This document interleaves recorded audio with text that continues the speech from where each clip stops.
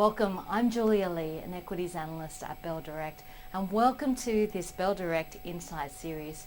Today it's my pleasure to be joined by Richard Hemming from Under the Radar. And I thought we'd start by asking Richard about his investment philosophy when it comes to small cap companies. How does he identify small cap companies that are going to outperform?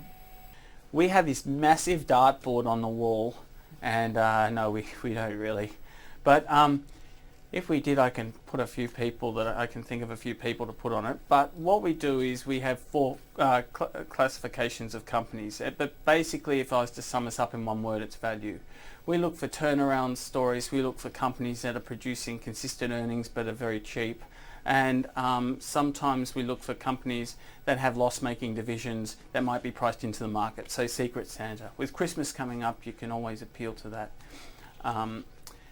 We also look for companies that are growing no matter what the economy is. So, fast growth companies, but they're rare to find and normally expensive. So yes, we do hop onto the bandwagon at times.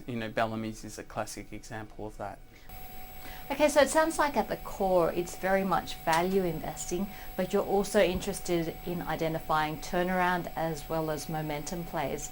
And I guess one area that has had a lot of momentum lately is infant formula. You've already mentioned Bellamy's.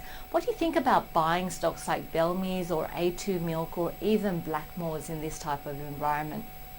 Well, I think in terms of getting cans from Woolworths, maybe it's almost 10 o'clock. Probably too late in most Woolworths, because demand for this product is running hot, and the share price of Bellamy's is running, dare I say it, even hotter. But is it too late? Probably. In terms of momentum investing, you might make a trade or two on Bellamy's and it might come off, but there is just so much risk in the price at the moment, because it's stocks like this, like Certex might be trading on a high multiple, but they don't have nearly as much working capital requirements and capital requirements in general, or supplier requirements that companies like Bellamy's have. So there's a lot of supply risk factored into the equation in that company that you should factor in, but isn't necessarily factored in to the current share price. We do like Freedom Foods, just because they did a big capital raising around $65 million recently, and the share price really held tough, and that was amid widespread selling. So around $3, we think, it is expensive on this year's earnings, but they've put in a lot of capital expenditure, which has been paid for. So the growth is to come, and they're not going to have as big a capex going forward. So from an area of the market that's been doing very well to an area that hasn't been performing so well, which is the mining area, is it too early to be thinking about investments in this area at the moment? And are there any stocks that you'd be interested in? Well, I mean, we are often too early into stories being sort of value investors. I think that the key virtue of being a value investor is patience, and often your timing might be off in terms of the stock going up, and it might actually weaken in the meantime. But a key for us is when bad news happens, that there isn't that much weakness, because there's so much negativity priced in. At the big end of the market, I see value in stocks like BHP, just because after the horrible news in Brazil, I guess the stock price is still, it was $23, now it's $21. It's trading on an 11% yield. I think for value investors that sort of stock's interesting. At the smaller end, it's much tougher.